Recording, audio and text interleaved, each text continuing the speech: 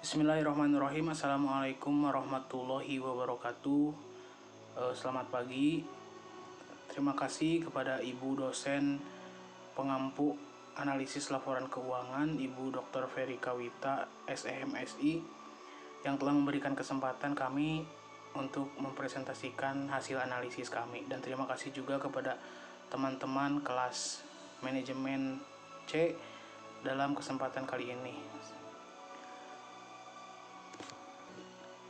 Yang pertama, sebelum masuk ke materi, saya akan memperkenalkan rekan-rekan saya terlebih dahulu. Di sini saya ditemani oleh Muhammad Sakti Kudratullah dengan NIM belakang 098, Durrahtul Latifah dengan NIM 099, Ratnasari Dewi dengan NIM 100, saya sendiri Fauzan Ali Febrian dengan NIM 101, Cantika dengan NIM 102, dan yang terakhir Yanti Ismi Hermalina dengan NIM 103. Di sini kita akan menjelaskan dan mempresentasikan hasil analisis faktor-faktor yang mempengaruhi struktur modal atau debt to equity rasio pada data rasio keuangan di perusahaan. Baik, mari kita mulai presentasi ini dengan yang pertama, pemaparan mengenai laporan keuangan yang akan dijelaskan oleh saya sendiri. Laporan keuangan adalah hasil akhir dari proses pencatatan transaksi keuangan suatu perusahaan yang menunjukkan kondisi keuangan perusahaan tersebut pada satu periode dan merupakan gambaran umum mengenai kinerja suatu perusahaan. Adapun definisi dari para ahli yang kita kutip, salah satunya menurut Kasmir pada tahun 2013, financial statement atau laporan keuangan adalah suatu laporan kondisi keuangan perusahaan saat ini atau periode berikutnya. Yang kedua ada menurut Munawwir Syazali pada tahun 2010, pengertian laporan keuangan adalah proses akuntansi yang dapat digunakan sebagai alat untuk mengkomunikasikan data keuangan. Maka dari itu, laporan keuangan adalah informasi keuangan suatu perusahaan pada satu periode akuntansi yang dapat digunakan untuk menggambarkan kinerja perusahaan tersebut. Laporan keuangan juga merupakan bagian dari proses pelaporan keuangan. Laporan keuangan yang lengkap biasanya meliputi neraca, laporan laba rugi, laporan posisi keuangan yang dapat disajikan berupa laporan arus kas, laporan arus dana, dan catatan. Laporan lain serta materi penjelasan yang merupakan bagian internal dari laporan keuangan. Selanjutnya, penyajian materi akan dipaparkan oleh teman-teman saya. Saya persilahkan. Baik, selanjutnya di sini ada struktur modal perusahaan merupakan salah satu faktor fundamental dalam operasi perusahaan. Di sini juga menurut Irham Fahmi mendefinisikan struktur modal merupakan gambaran dari bentuk proporsi finansial perusahaan, yaitu antara modal yang dimiliki yang bersumber dari utang jangka panjang yang menjadi sumber pembiayaan suatu perusahaan. Dari beberapa definisi dikemukakan bahwa struktur modal merupakan proporsi keuangan antara utang jangka pendek, utang jangka panjang, dan modal sendiri yang digunakan untuk pemenuhan kebutuhan belanja perusahaan. Baik, di sini saya akan menjelaskan mengenai teori struktur modal. Menurut Jeffrey Weston dan Thomas E. Copeland, tahun 1996 mengatakan bahwa struktur modal adalah pembiayaan permanen yang terdiri dari utang jangka panjang, saham preferen, dan modal pemegang saham. Lalu terdapat beberapa teori menyangkut struktur modal, diantaranya adalah yang pertama ada teori pendekatan tradisional. Pendekatan tradisional berpendapat akan adanya struktur modal yang optimal.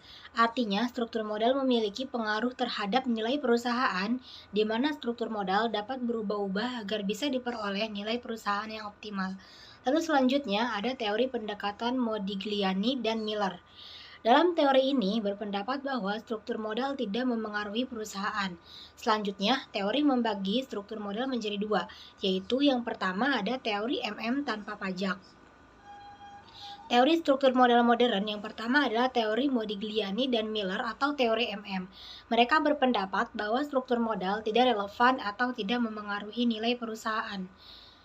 Lalu selanjutnya ada teori MM dengan pajak. Teori MM tanpa pajak dianggap tidak realistis dan kemudian MM memasukkan faktur pajak ke dalam teorinya. Pajak dibayarkan kepada pemerintah yang berarti merupakan aliran kas keluar. Utang bisa digunakan untuk menghemat pajak karena bunga bisa dipakai sebagai pengurangan pajak. Lalu yang teori selanjutnya ada teori trade-off dalam struktur modal.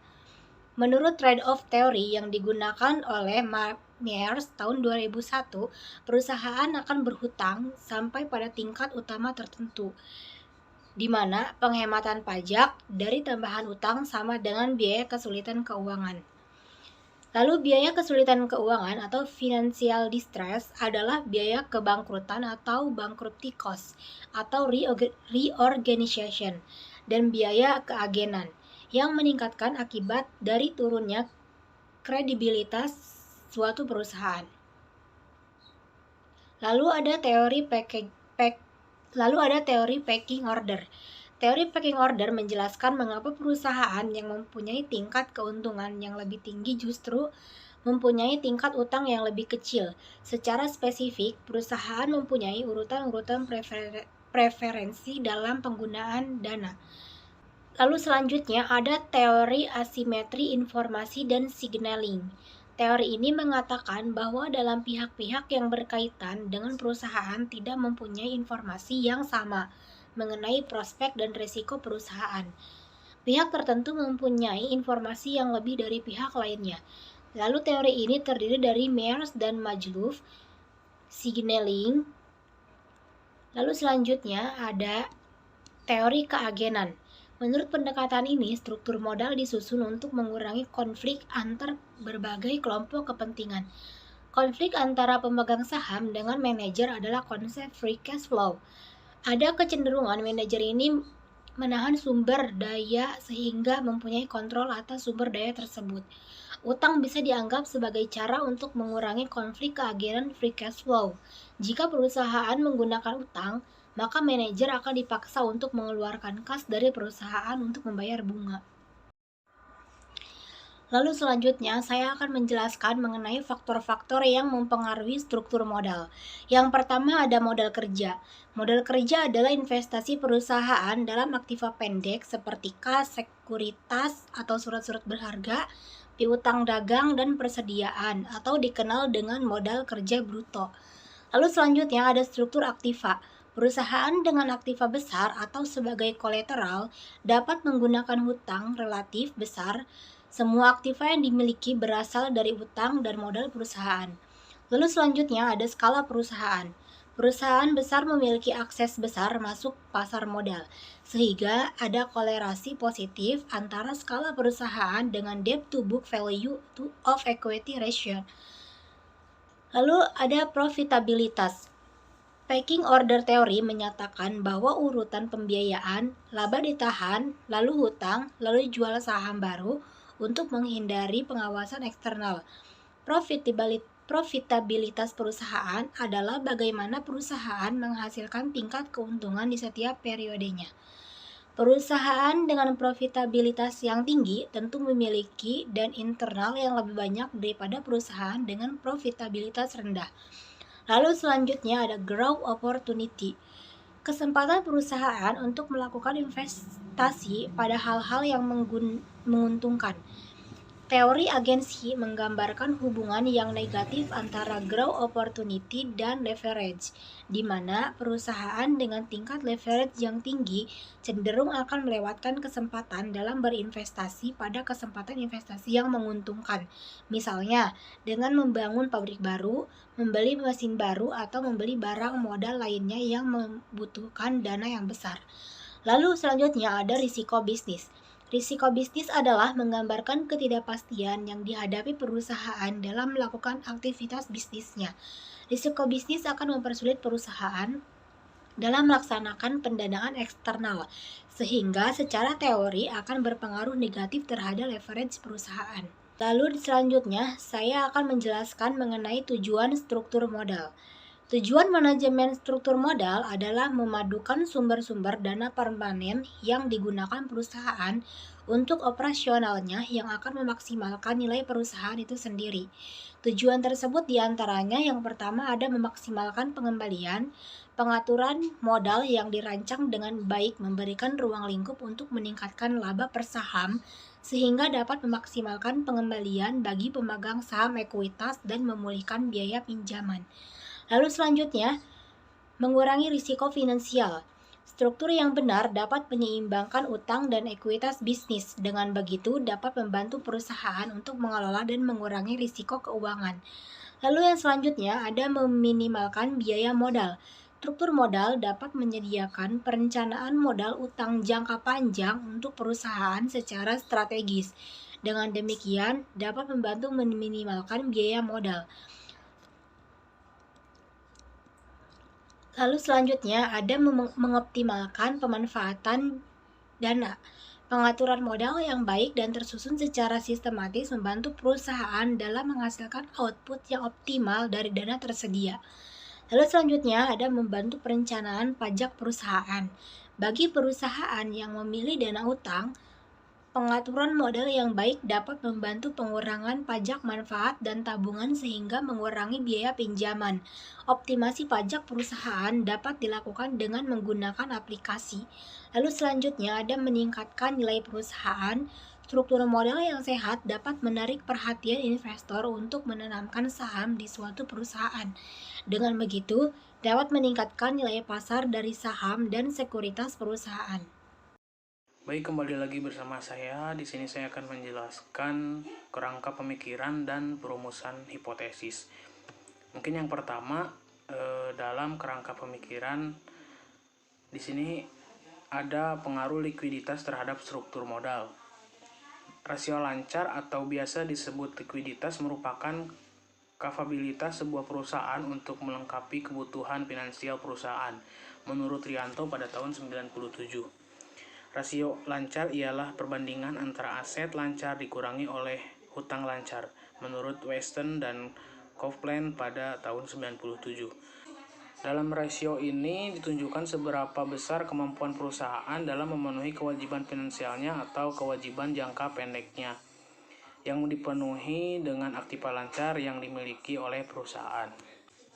Pengertian akan pengaruh likuiditas terhadap struktur modal itu juga memiliki persamaan dengan riset terdahulu yang dikerjakan oleh Yunanti pada tahun 2011, Sheikh dan Weng pada tahun 2011, dan Seftiani dan Handayani pada tahun 2011.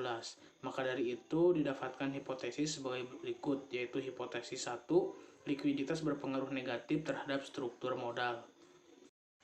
Yang kedua, ada pengaruh struktur aktiva terhadap struktur modal. Perusahaan yang memiliki aktiva tetap di dalam jumlah yang besar maka berpeluang besar pula dalam menggunakan hutang dengan jumlah yang besar. Hal ini disebabkan skala perusahaan yang cukup besar akan memiliki akses yang lebih mudah kepada sumber dana jika dibandingkan dengan perusahaan yang skalanya lebih kecil. Besarnya keaktiva tetap bisa dipergunakan untuk jaminan perusahaan ketika akan menggunakan hutang. Struktur modal ini tidak jauh berbeda dengan halnya riset yang telah dilakukan oleh Kartika pada tahun 2009, Margareta dan Ramadan pada tahun 2010, dan Sabir dengan Malik pada tahun 2012, bahwa struktur aktiva memiliki pengaruh pada struktur modal. Maka dari itu ditetapkan hipotesis yang kedua, yaitu struktur aktiva berpengaruh negatif terhadap struktur modal. 3, yaitu pengaruh profitabilitas terhadap struktur modal. Profitabilitas memiliki pengertian yaitu kemampuan perusahaan dalam upaya untuk mendapatkan laba. Profitabilitas juga dijadikan oleh perusahaan sebagai representasi dari kinerja manajemen dalam perusahaan. Perusahaan yang memiliki keuntungan yang tinggi cenderung menggunakan pendanaan secara internal untuk membiayai semua aktivitas perusahaan. Pernyataan ini sesuai dengan pecking order theory yang berpendapat bahwa manajemen cenderung akan mengutamakan pendanaan internal untuk memenuhi kebutuhan modal perusahaan. Pembiayaan eksternal dilaksanakan jikalau pembiayaan dibutuhkan. Menurut Santika dan Sudianto pada tahun 2011, di sini menghasilkan hipotesis yang ketiga bahwa profitabilitas berpengaruh negatif terhadap struktur modal. Dan yang terakhir, pengaruh likuiditas, struktur aktiva, dan profitabilitas terhadap struktur modal. Dari teori-teori yang sudah dijelaskan di atas, di sini didapatkan hipotesis yang terakhir, yaitu hipotesis keempat. Likuiditas, struktur aktiva, dan profitabilitas tidak terdapat pengaruh terhadap struktur modal. Yang selanjutnya akan disampaikan oleh teman saya. Selanjutnya di sini ada dasar pengambilan keputusan. Yang pertama ada uji T. Jika nilai SIG-nya lebih kecil dari 0,05 atau T hitung lebih besar dari T tabel, maka terdapat pengaruh variabel X terdapat variabel Y. Begitu pula sebaliknya, jika nilai SIG lebih besar dari 0,05 atau T hitung lebih kecil dari tabel, maka tidak terdapat pengaruh variabel X secara simultan terhadap variabel Y. Lalu di sini ada uji F. Yang pertama, jika nilai SIG lebih kecil dari 0,05 atau F hitung lebih besar dari F tabel, maka terdapat pengaruh variabel X terhadap variabel Y. Begitu pula sebaliknya, jika nilai SIG lebih besar dari 0,05 atau F hitung, maka F tabel lebih kecil, tidak terdapat pengaruh variabel X secara simultan terhadap variabel Y. Baik, di sini saya akan menjelaskan mengenai konsep variabel pengolahan data. Yang pertama ada variabel X, independent. Variabel X yang kami analisis sebagai variabel independen atau variabel yang mempengaruhi yaitu yang pertama ada likuiditas dengan menggunakan current ratio atau rasio lancar. Yang kedua ada profitabilitas dengan menggunakan return on asset. Dan yang ketiga ada struktur aktiva dengan menggunakan fixed asset ratio. Lalu yang kedua ada variabel Y, dependent. Variabel Y yang kami analisis sebagai variabel dependent atau variabel yang mempengaruhi yaitu struktur modal dengan menggunakan debt to equity ratio. Di sini saya akan menjelaskan lagi mengenai kerangka pemikiran tertulis. Terdiri dari variabel X dan variabel Y atau variabel independent dan variabel dependent. Di sini hipotesis pertama, current ratio berpengaruh terhadap struktur modal. Hasil ujinya berpengaruh positif dan hipotesisnya ditolak. Nah, untuk profitabilitas berpengaruh terhadap struktur modal, hasil ujinya berpengaruh negatif, hipotesisnya diterima. Lalu yang terakhir, struktur aktiva sebagai variabel ketiga mempengaruhi struktur modal, hasil ujinya berpengaruh negatif, dan hipotesis diterima. Penjelasan lebih lanjut akan dijelaskan oleh teman saya selanjutnya. Baik, di sini saya akan menjelaskan mengenai konsep variabel. Yang pertama ada current ratio atau X1. Konsep variabelnya yaitu perbandingan aktiva lancar dengan aktiva hutang. Lalu indikatornya yaitu ada current ratio sama dengan aktiva lancar dibagi hutang lancar dikali 100% dengan satuan persen dan skala rasio. Lalu yang kedua ada return on asset atau X2 dengan konsep variabel yaitu perbandingan antara laba usaha EBIT dengan total aktiva. Lalu indikatornya ROA sama dengan EBIT dibagi total aset dikali 100% dengan satuan persen dan skala rasio. Lalu yang ketiga ada fixed asset ratio dengan konsep variabel perbandingan antara aktiva tetap dengan total aktiva dengan indikator VIR sama dengan aktiva tetap dibagi total aktiva dikali 100% dengan satuan persen skala rasio. Lalu yang terakhir, yang keempat ada debt to equity ratio dengan konsep variabel perbandingan antara total hutang dengan total sendiri atau ekuitas Ya, lalu indikatornya DER sama dengan total hutang dibagi ekuitas dikali 100% dengan satuan persen dan skala rasio. Saya Muhammad Sakti Kudratullah dengan NIM 511120101098. Selanjutnya ini akan menjelaskan tentang data hasil perhitungan variabel-variabel yang kita butuhkan untuk menganalisis dan juga sebagai analisis hasil regresi dan nantinya akan kita uji. Nah, data yang ada di variabel ini seperti yang sudah dijelaskan di atas bahwa ada variabel X1, 2, dan 3 dan juga variabel Y-nya. Di mana X1 itu yaitu current ratio, X2 yaitu return on asset, X3 yaitu fixed asset ratio, dan juga variabel Y-nya yaitu debt to equity ratio dari struktur modal. Nah, hasil perhitungan ini didapatkan dari 5 perusahaan yang berbeda dan juga 5 tahun yang berbeda. 5 tahun yang sama dari tahun 2016 sampai 2020. Nah, yang pertama itu ada perusahaan PT Pupuk Indonesia, PT Vales Indonesia Tbk, PT Mayora Indah Tbk, terus juga PT Gudang Garam Tbk, dan juga PT Indofood Sukses Makmur Tbk. Di mana kita bisa dilihat pada tabel ini mulai dari X1 karena rasionya memiliki per tahun dan juga jumlahnya, dan per perusahaan itu memiliki jumlah yang berbeda-beda dan mungkin cenderung sama, dan ada pula yang terpaut jauh gitu. Nah, bisa kita lihat bersama bahwa di CR1, di CR X1 ada juga datanya, ROA X2 ada datanya, VAR X3 sama datanya, dan juga terakhir ada variabel Y, DER, dan datanya pun sudah ada. Nah, data-data yang ada di sini itu akan menjadi bahan untuk kita bisa analisis hasil regresinya, dan kita bisa uji, baik itu menggunakan uji variabel atau uji tabel T dan uji tabel F gitu, yang nantinya akan kita hitung di bawah, sehingga tabel-tabel di sini merupakan bahan untuk kita bisa menghitung dan menganalisis seperti itu. Lalu selanjutnya di sini ada variabel insert atau removeda.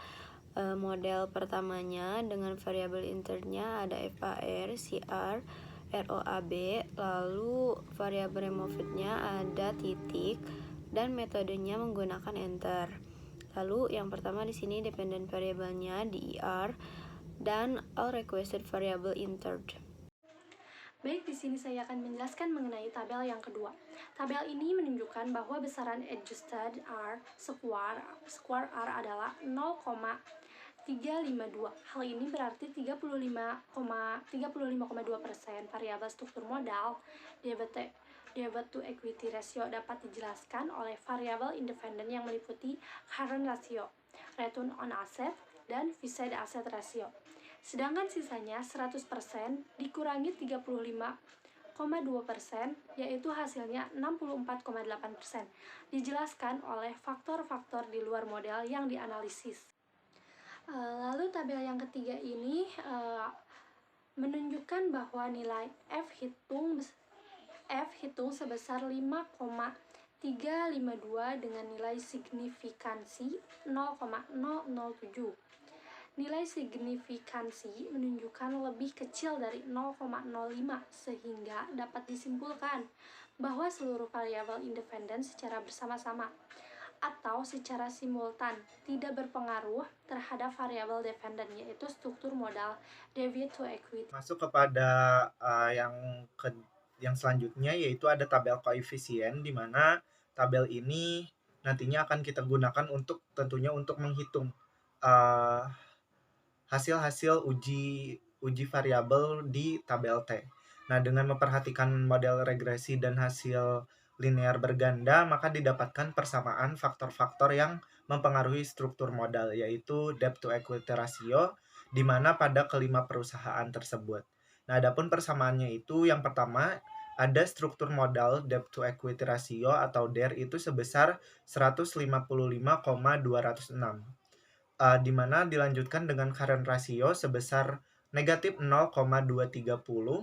Yang selanjutnya ada return on asset atau ROA, didapatkan hasil sebesar negatif 1,483, dan fixed asset ratio didapatkan di negatif 0,323. Nah, Dari hasil tersebut, kita lanjut kepada slide berikutnya, ada hasil uji data untuk tabel berikut ini, di mana ada beberapa hasil uji yang sesuai dijelaskan di atas bahwa ada hipotesis yang diterima tentunya dan ada hipotesis yang ditolak. Nah, bisa kita lihat di tabel ini bahwa ada variabel current ratio. Nah, current ratio ini sebagai X1 di mana hasil ujinya itu berpengaruh positif sehingga hipotesisnya ditolak karena hipotesis awal di atas bahwa X1 ini berpengaruh negatif terhadap variabel Y. Namun setelah dianalisis bahwa ternyata si current ratio atau X1 ini berpengaruh positif terhadap si variabel Y-nya sehingga hipotesis tersebut ditolak. Nah, hipotesis yang kedua atau variabel yang kedua ada return on asset sebagai variabel X2 di mana hasil ujinya ini berpengaruh negatif sehingga hipotesisnya diterima karena emang hipotesis awalnya bahwa X2 ini berpengaruh negatif terhadap variabel Y. Begitupun dengan variabel selanjutnya, variabel X3 yaitu fixed asset ratio di mana berpengaruh negatif juga terhadap Y dan hipotesisnya diterima. Dan karena emang di dalam hipotesis awal ketiga ini bahwa si fixed asset ratio atau X3 ini berpengaruh negatif terhadap variabel Y. Nah, kita lanjutkan kepada interpretasi dari hasil regresinya. Sebentar, kita lanjut. Nah, di sini ada interpretasi hasil regresi di mana untuk mengetahui apakah variabel X1, 2, 3 itu berpengaruh atau tidaknya terhadap variabel Y tadi yang di atas, maka kita dapat ketahui dengan menguji dengan T-tabel dan juga F-tabel. Nah, sebagai bahan kita untuk melakukan pengujian, kita perlu tahu terlebih dahulu F-tabelnya berapa dan T-tabelnya berapa. Kita mulai dengan T-tabelnya terlebih dahulu, di mana koefisiennya itu di 0,05, di mana ini sebagai patokan kita untuk melakukan perhitungan. Nah, dengan tabel T itu rumusnya yaitu T dalam kurung alfa dibagi 2 dan dibagi dengan N min K min 1. Di mana N ini merupakan sampel dan juga K ini merupakan variabel X bebas. Di mana kita bisa dapat hasilnya bahwa hasil perhitungannya bahwa T sama dengan alfanya itu 0,05 dibagi dengan 2 menghasilkan 0,025. Terus juga ada N-nya itu sebesar 25 karena dari 5 perusahaan dan juga 5 tahun sehingga dihasilkan 25 dikurangi dengan variabel X-nya yaitu 3 dan juga min 1 di rumus. Didapatkan hasil 21. Nah, kita lihat di tabel T bahwa di titik 0,025 dan di nomor 21 atau di angka 21 ini kita dapatkan T-tabel sebesar 2,080. Sehingga kita bisa dapatkan dan bisa ketahui bahwa T-tabel di sini adalah 2,080. Kita lanjutkan pada F-tabel dengan rumus F dalam kurung K dibagi dengan N min K. Di mana N ini sama seperti tadi yaitu sampel dan juga K ini merupakan variabel X bebas. Di mana F-tabel bisa kita hitung dengan F sama dengan K-nya itu 3 karena variabel X dibagi dengan N sebesar 25 dan juga K-nya 3. Jadi 3 dibagi dengan 25 dikurangi 3 yaitu 22. Kita bisa lihat pada F-tabel bahwa di posisi 3 dan juga di posisi 22 ini kita dapatkan hasil sebesar 3,05. Sehingga kita dapatkan bahwa F-tabel ini sebesar 3,05.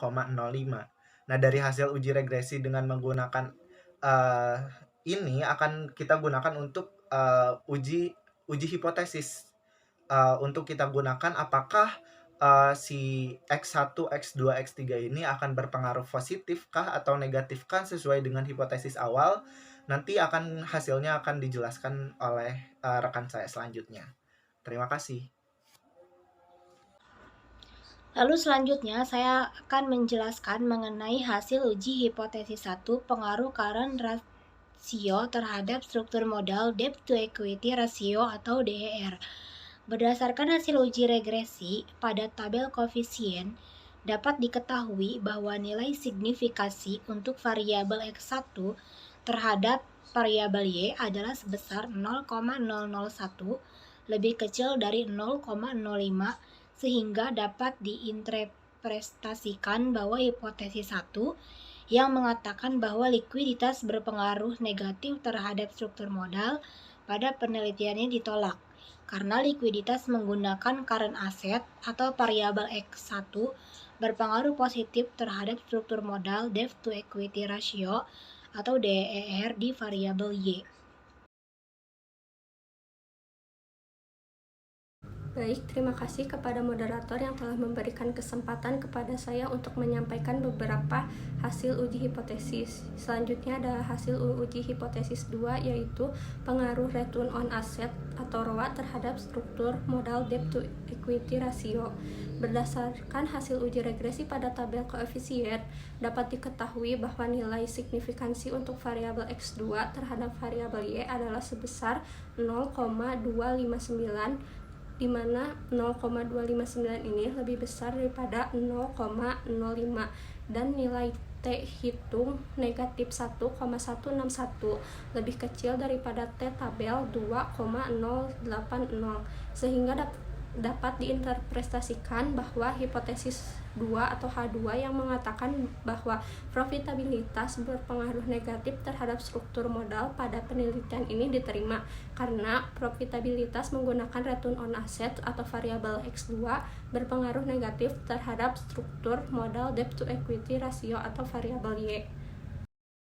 Baik, selanjutnya saya akan menyampaikan mengenai hasil uji hipotesis 3, yaitu pengaruh fixed asset ratio terhadap struktur modal debt to equity ratio.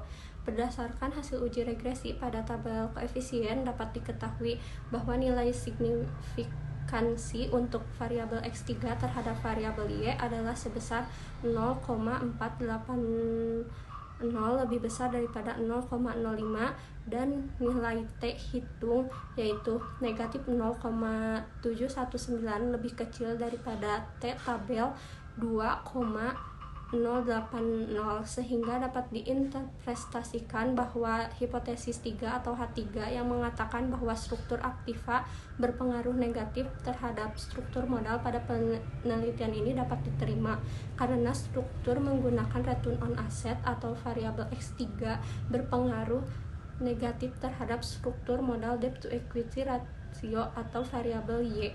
Baik, selanjutnya saya akan menyampaikan mengenai hasil uji hipotesis yang terakhir, yaitu hipotesis 4 mengenai pengaruh current ratio, return on asset, fixed asset ratio terhadap struktur modal debt to equity ratio, di mana berdasarkan hasil uji regresi pada tabel ANOVA dapat diketahui bahwa nilai signifikansi untuk variabel X1, X2, dan X3 secara stimulan terhadap variabel Y adalah sebesar 0,07 lebih besar daripada 0,05, sehingga dapat diinterpretasikan bahwa hipotesis H4 secara stimulan tidak terdapat pengaruh antara likuiditas menggunakan current asset atau variabel X1, profitabilitas menggunakan return on asset atau variabel X2, dan struktur aktiva menggunakan fixed asset ratio atau variabel X3 terhadap struktur modal debt to equity ratio atau variabel Y.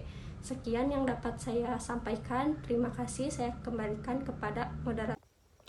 Yang terakhir dapat disimpulkan pembahasan dari analisis ini bahwa struktur modal pada setiap perusahaan ditetapkan dengan memperhitungkan berbagai aspek seperti kemungkinan akses dana, keberanian perusahaan menanggung risiko, rencana strategis pemilik, serta analisis biaya dan manfaat atau keuntungan yang akan diperoleh dari setiap sumber dana. Pada setiap sumber dana yang dapat digunakan oleh perusahaan memiliki kelebihan dan kekurangannya terkait dengan status perusahaan itu sendiri. Dengan adanya analisis struktur modal debit to equity di 5 perusahaan, yaitu PT Pupuk Indonesia, PT Fals Indonesia, PT Mayora Indah Tbk, PT Gudang Garam Tbk, dan PT Indofood Sukses Makmur Tbk dengan mengacu pada data laporan keuangan neraca dan laporan laba rugi perusahaan, maka didapatkan faktor-faktor yang mempengaruhi struktur modal, diantaranya likuiditas dengan menggunakan current ratio, struktur aktiva dengan menggunakan fixed asset ratio, serta profitabilitas dengan menggunakan return on assets.